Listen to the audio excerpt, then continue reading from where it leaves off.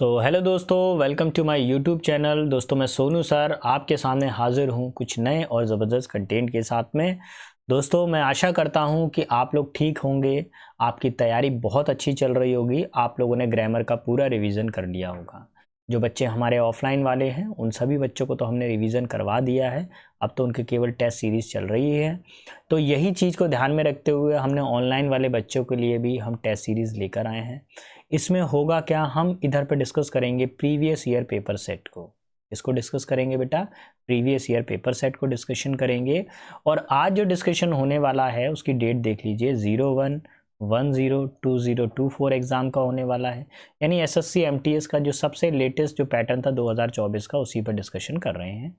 Set number 1 होने वाला है और अगर काउंटिंग के हिसाब से देखें तो गिनती के हिसाब से हम लोग सेट नंबर 4 पर चर्चा करेंगे आज। चलिए बिना समय गवाए हम अपने वीडियो को शुरू करते हैं और जान लेते हैं कि क्या करेंगे हम लोग। चलिए देखिए, क्वेश्चन 1 की तरफ हम बढ़ रहे हैं। क्वेश्चन नंबर 1 में क्या दिया हुआ है समझें। इसमें जो सेंटेंस का जो पार्ट है उसको डिवाइड कर दिया गया है। कितने पार्ट में डिवाइड कर दिया गया है? 1 2 3 4। इसमें से आपको एक यूज़ करना है। देखिए, I am cleaning the sofa when she called me. मैं सोफ़ा साफ कर रहा था जब उसने मुझे बुलाया। देखिए पास्ट टेंस है तो ध्यान रखना है कि इस साइड पर भी पास्ट टेंस ही आना चाहिए। एम नहीं आएगा, क्या आएगा? वाज आएगा। ऑप्शन नंबर 3 लग जाएगा। ठीक है, टेंसेज में से पूछ लिया गया है आपसे और पास्ट कंटिन्यूस टेंस का पूछा गया है क्वेश्चन। चलिए क्वेश्चन नंबर 2 पर आते हैं। 2 पर बेटा आपको सिनोनिम बताना है और वर्ड जो है हमारे पास में इंस्पायर। इंस्पायर का मतलब होता है किसी को प्रेरित करना, किसी को जगाना, किसी को एंटाइज करना। तो देखिए डोंट का मतलब क्या होता है? किसी को वश में कर लेना, एंचेंट, किसी को वश में कर लेना। एस्पायर का मतलब होता है महत्वाकांक्षा, किसी चीज को लेकर आपका डिजायर हो। रीच का मतलब होता है पहुंच होता है, कहीं पर अप्रोच हो, कोई पहुंच हो आपकी। और एक जो वर्ड आएगा स्टिमुलेट, इसका मतलब होता है किसी को प्रेरित करना, एल्यूर करना। सो option number 1 clear. Next question पर आते हैं, क्वेश्चन नंबर 3 पर। और थर्ड क्या बता रहा है हमको? Select the present perfect tense of the verb given in the bracket. भैया प्रेजेंट परफेक्ट टेंस आपको बताना है, तो प्रेजेंट परफेक्ट टेंस का पहले फॉर्मूला देख लीजिए। हैज हैव के साथ में क्या आता है? थर्ड फॉर्म आती है। Alexa study 2 programming language. तो देखिए एलेक्सा जो है, एलेक्स हमारे पास में सिंगुलर सब्जेक्ट है। क्या है? सिंगुलर। तो हैव नहीं आ सकता, हैड भी नहीं आ सकता। हमारे पास में क्या आएगा? Has been. ये परफेक्ट कंटिन्यूस टेंस है फोर्थ वाला, तो फोर्थ वाला भी यूज़ नहीं किया जाएगा, हमको चाहिए perfect tense. So option number 3 ही लगेगा इसका से। ठीक है, नेक्स्ट क्वेश्चन देख लीजिए। Select the most appropriate option to fill in the blank. इनमें से आपको मोस्ट अप्रोप्रिएट ऑप्शन फिल करना है। Fill in the blank. The dash of the scientific experiment raised question about the validity of the result. अब question number 4 है, इसको properly आपको करना है। देखिए अगर बात करें ट्रांसपेरेंसी, ट्रांसपेरेंसी का मतलब होता है किसी चीज़ की बहुत ही ज़्यादा क्लैरिटी होना, क्लियर होना किसी चीज़ का। मेटिकुलस का मतलब होता है किसी भी चीज़ का बहुत ही ज़्यादा छोटा होना, मिनिमम होना या मिनिमल होना। एम्बिग्यूटी का मतलब होता है अनक्लियर, दुविधा होना, डाउटफुल होना। और वर्बोसिटी का मतलब होता है जिसमें शब्दों का बहुत ज़्यादा भंडार हो, ब्रैग ना। तो बोला गया है कि raise question about the validity of the result. देखिए साइंटिस्ट ने क्या किया कि कुछ आविष्कार कर रहे थे वो, और उसके आविष्कार में उनको कोई ऐसा प्रॉपर रिजल्ट नहीं मिला। ठीक है, उनका जो क्वेश्चन था, जो उनका क्वेश्चन था जिस चीज़ पे सर्च कर रहे थे, उनको प्रॉपर जवाब नहीं मिला। तो कैसी स्थिति उत्पन्न हो गई? दुविधा की स्थिति उत्पन्न हो गई। Option number 3। ठीक है, अस्पष्टता। नेक्स्ट क्वेश्चन की तरफ बढ़ूंगा। क्वेश्चन नंबर नेक्स्ट है, इसमें आपको सिनोनिम बताना है बेटा।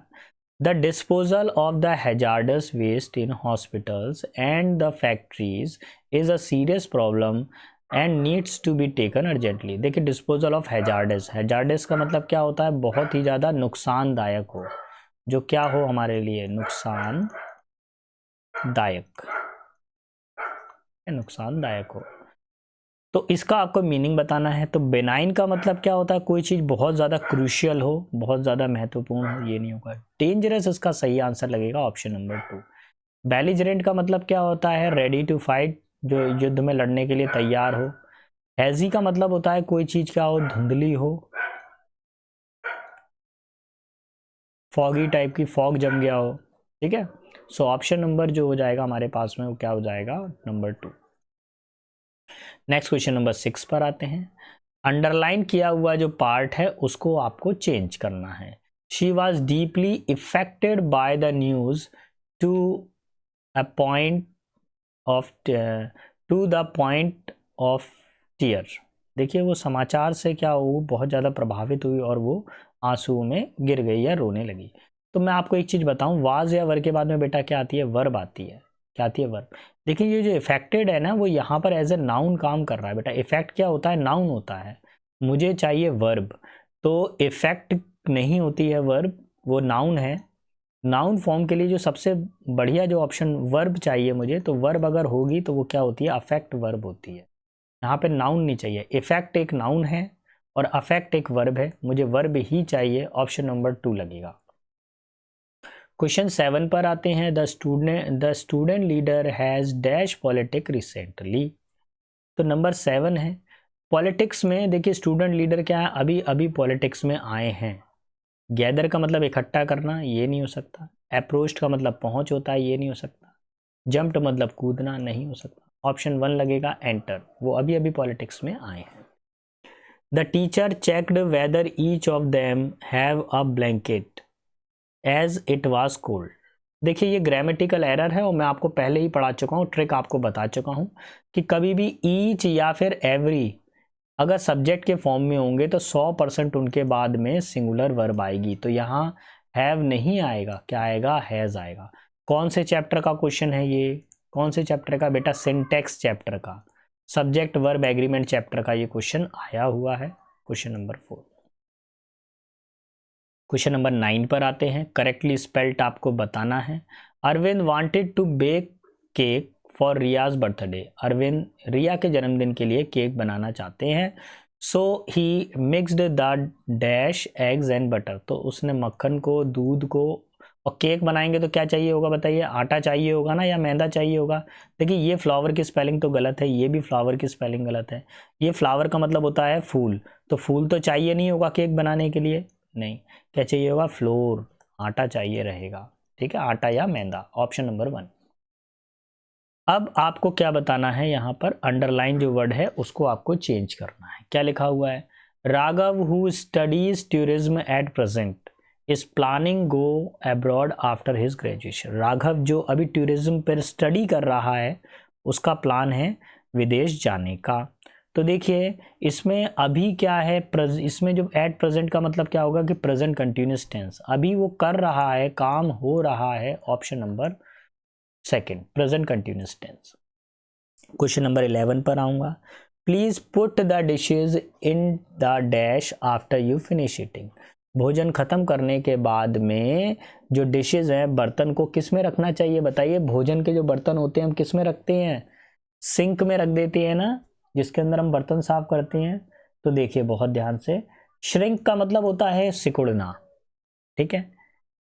और यहाँ पे जो वर्ड आया है चिंक, इसका मतलब होता है जैसे आप ताश खेलते हो, ताश के अंदर जो 5 नंबर वाला कार्ड होता है जिसको पंजा बोलते हैं, वो यही होता है।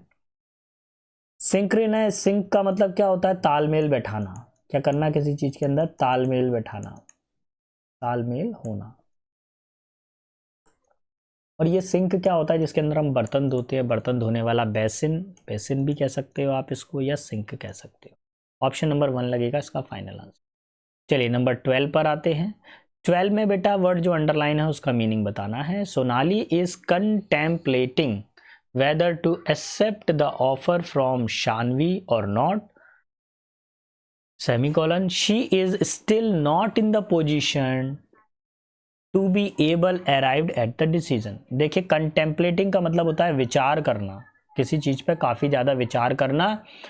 और सोनाली विचार कर रही है कि वह शानवी के ऑफर को एक्सेप्ट करे या ना करे, वो दुविधा की स्थिति में है। तो ब्लोइंग हॉट एंड कोल्ड का मतलब क्या होता है? अनस्टेबल हो, unstable opinion, unstable opinion. Getting हर एक्ट टुगेदर, इसका मतलब होता है किसी भी अपने आप को किसी काम के लिए तैयार रखना, to organise together, to organise yourself, खुद को तैयार रखना किसी समस्या के लिए।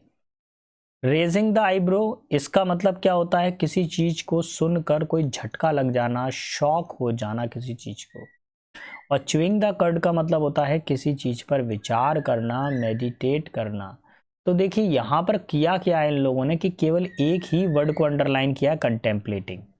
तो अब मुझे ना पूरा मीनिंग नहीं निकालना, बस मेरे को इसका विचार करने का मीनिंग बताना है। कंटेम्पलेटेड का मतलब होता है विचार करना। इसका आंसर हो जाएगा chewing the curd, option number 4। Number 13 पर आएंगे। सिनोनिम आपको बताना है बेटा, स्कैंटी। स्कैंटी का मतलब होता है किसी चीज की कमी होना।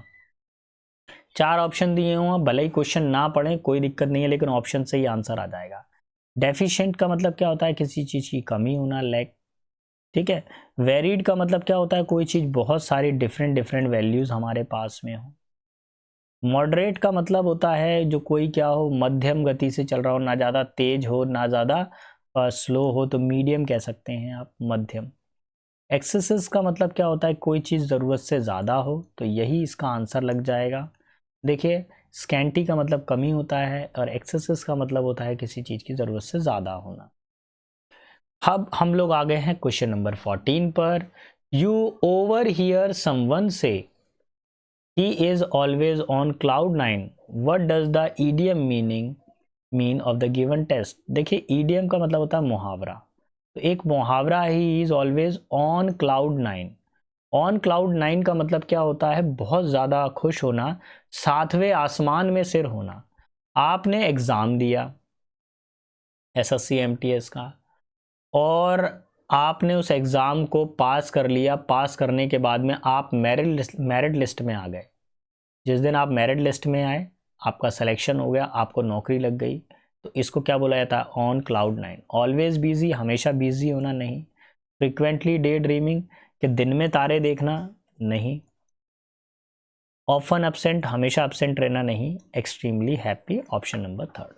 ठीक है, चलिए बढ़ता हूँ नेक्स्ट क्वेश्चन की तरफ। क्वेश्चन नंबर 15, आपको करेक्ट करना है स्पेलिंग को। इसमें कुछ स्पेलिंग दी हुई है जिनका आपको करेक्ट आंसर निकालना है। एक्सीलेंट की स्पेलिंग गलत है।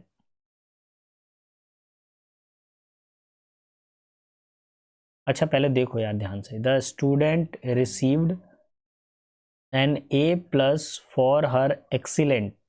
देखिए यहाँ पर स्पेलिंग गलत है एक्सीलेंट की, यहाँ पर भी गलत है एक्सीलेंट की स्पेलिंग, यहाँ पर स्पेलिंग सही है। अच्छा, यहाँ परफॉर्मेंस की देखते हैं, यहाँ क्वेश्चन में परफॉर्मेंस की स्पेलिंग सही दी हुई है, यहाँ पर भी सही दी हुई है, यहाँ पे गलत है। अब देखो हो क्या रहा है, बहुत ध्यान से देखना। इन दोनों ऑप्शन में तो स्पेलिंग सही है, परफॉर्मेंस की स्पेलिंग सही है यहाँ पर सेकंड वाले में, और फोर्थ वाले में भी सही है। लेकिन जब मैं क्वेश्चन देखता हूँ तो क्वेश्चन में क्या दिया हुआ है कि एक्सीलेंट की स्पेलिंग गलत है लेकिन परफॉर्मेंस की स्पेलिंग सही है। वो क्या बोल रहे हैं? रेक्टिफाई करना है। रेक्टिफाई का मतलब ये होता है कि गलत को सही ढूंढना, गलत स्पेलिंग दी हुई है तो सही स्पेलिंग ढूंढना। तो आपका जो आंसर लगेगा वो लगेगा ऑप्शन नंबर 4। क्या लगेगा आंसर? ऑप्शन नंबर 4 आपका फाइनल आंसर लग जाएगा। ठीक है, क्वेश्चन नंबर 16 पर आता हूं। 16 में बेटा क्या करना है? आपको एरर ढूंढनी है। He dropped out at his friend's house on his way home the day before yesterday। है ना, बीते हुए कल, बीते हुए परसों को उसने अपने फ्रेंड को ड्रॉप्ड आउट कर दिया था। ड्रॉप्ड आउट का मतलब क्या होता है? पहले मीनिंग समझिए जिससे आप प्रॉपर मीनिंग निकाल पाएं। ड्रॉप आउट का मतलब होता है किसी चीज को क्विट कर देना, यानी छोड़ देना या त्याग देना। ठीक है। अब उसने क्या किया था? अपने दोस्त को रास्ते में उसको मिला है, उसके घर पर उसको छोड़ा है उसने। तो देखिए, ड्रॉप्ड आउट नहीं कह सकते, या तो आप कह दीजिए ड्रॉप बाय या ड्रॉप इन कह दीजिए। ड्रॉप इन ज़्यादा सही रहेगा, जिसका मतलब होता है विजिट, यानी उससे मिलना। ठीक है, परसों उसने अपने दोस्त से मुलाकात की है। सो ड्रॉप आउट की जगह पे क्या लगेगा, ऑप्शन नंबर 2 लगना चाहिए। यहाँ पर आपको ड्रॉप आउट नहीं ड्रॉप इन कहना चाहिए, या ड्रॉप बाय भी कह सकते हैं।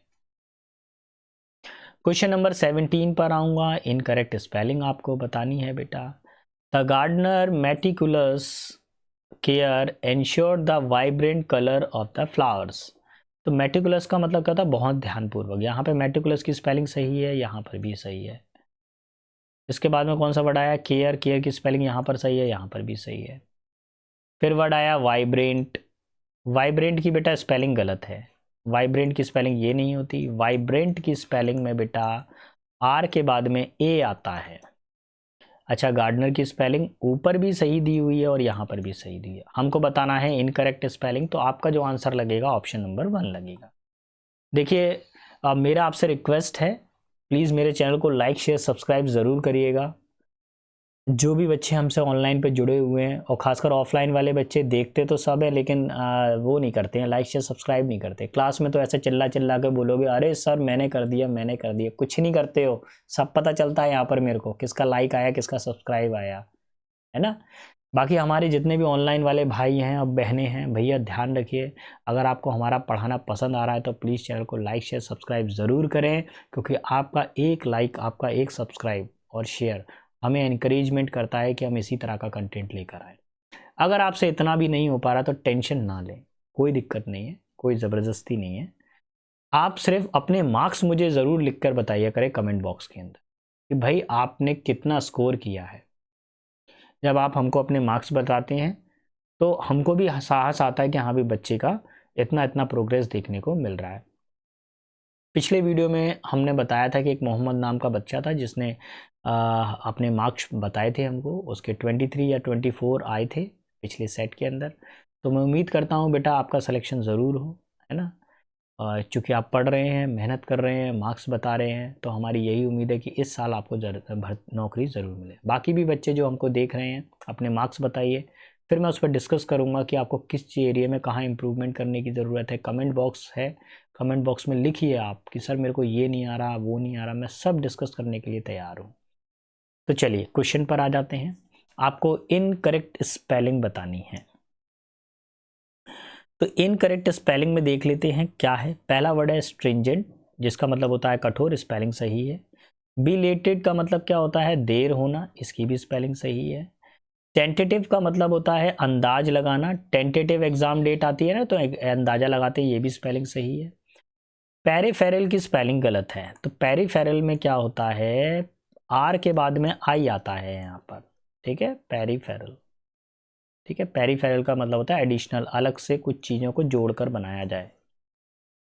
नेक्स्ट है क्वेश्चन नंबर 19 में बेटा आपको क्या करना है, आपको एरर ढूंढनी है। The society of the our place is good. यहाँ पर ना जो आर्टिकल का ये मिसयूज़ किया गया है, ये यहाँ पर आर्टिकल नहीं आना चाहिए, बार बार आर्टिकल आ रहा है तो ये ठीक नहीं है। सो ऑप्शन नंबर 2, ठीक है। नेक्स्ट क्वेश्चन पर आता हूँ, क्वेश्चन नंबर 20 पर। 20 में क्या करना है, 20 में आपको एरर बताना है। She is as more intelligent as his brother, as her brother. देखिए एज और एज के बीच में कौन सी डिग्री आती है बेटा, पॉजिटिव डिग्री आती है। ये कौन सी डिग्री है, कंपैरेटिव डिग्री है, कंपैरेटिव डिग्री नहीं होनी चाहिए। मोर इंटेलिजेंट को काट देंगे, केवल क्या रह जाएगा, इंटेलिजेंट।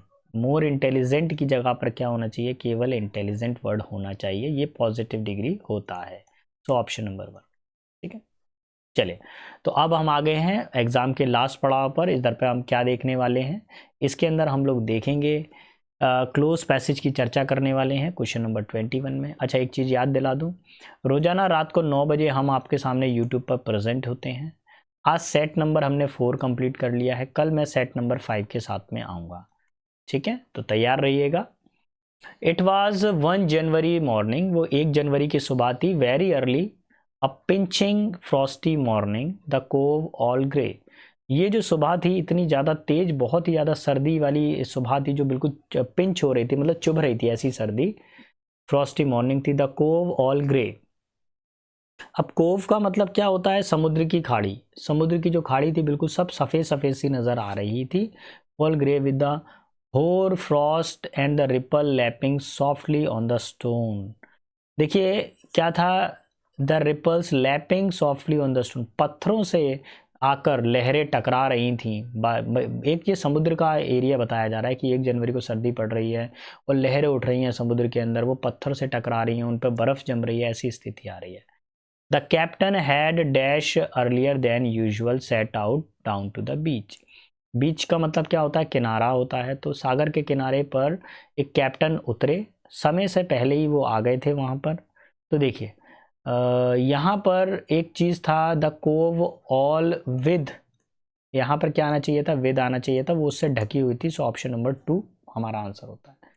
अब 22 में क्या बोला गया है कि एक कैप्टन है जिन्होंने क्या कर रखा है, वो जल्दी उठ गए थे। वाल्ट्स नहीं आएगा यहाँ पर, डांस नहीं आएगा, नाचने नहीं लगे कैप्टन, कैप्टन ने लिखना चालू नहीं किया राइजन। वो जल्दी जाग गए थे हमेशा की तरह और बीच की तरफ यानी किनारे की तरफ वो निकल रहे थे।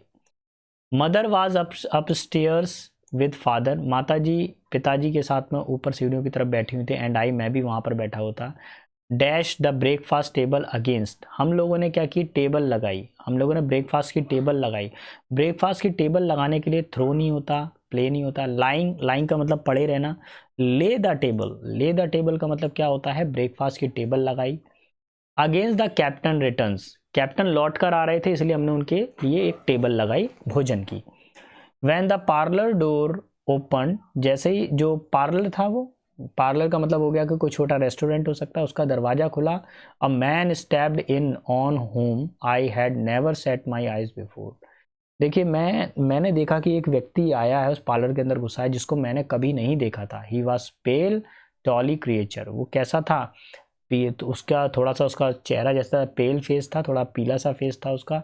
टॉली थोड़ा सा काफ़ी लंबा सा था वो। Wanting 2 fingers of the left hand, उसके जो लेफ्ट हैंड की 2 उंगलियां कटी हुई थी। एंड डैश ही वोर अ कटलेस, कटलेस मतलब होता है छोटा चाकू, और उसने क्या कर रखा था, एक छोटा चाकू भी पहन रखा था। तो थ्रो का मतलब फेंकना, थ्रू सेकंड फॉर्म हो गई, थ्रो होकर गुजरना। 2 यद्यपि, यद्यपि उसने क्या कर रखा था, एक छोटा चाकू पहन रखा था। He did not look much like a fighter, वो किसी फाइटर से कम नहीं लग रहा था। I had always my eyes open और सी फेयर डैश विद 1 leg और 2, I remember this puzzle, 1 puzzle में। देखिए उसने जितने भी किरदार देखे थे आज तक, उसने यही देखा था कि समुद्री यात्रा में जब भी कोई आदमी का यात्रा करने जाता था, उसकी बॉडी पार्ट जो है कहीं ना कहीं फॉल्ट हो जाता है, एम्पिटेट हो जाता है, या तो एक पैर रहता है उस नाविक के, या दोनों पैर, या उसके पैरों में कुछ प्रॉब्लम हो जाती है। तो देखिए जो समुद्र में यात्रा करते हैं वो फ्लावर्स तो होते नहीं है, वो बर्ड्स तो होते नहीं है, वो प्लांट्स तो होते नहीं, वो कौन होते हैं, मैन। सी फारिंग मैन का मतलब क्या होता है, समुद्री यात्री। यही आंसर लगेगा ऑप्शन नंबर 3। ठीक है, तो आई होप दोस्तों बेटा आपको हमारा पढ़ाना पसंद आया होगा। Thanks for watching me, please like share subscribe my channel. मैं सोनू सर मिलता हूँ आपसे नेक्स्ट वीडियो में कुछ और कंटेंट के साथ में, एक ज़बरदस्त प्रैक्टिस सेट के साथ में। तब तक के लिए सारे बच्चों को जय हिंद, जय भारत, बेस्ट ऑफ लक।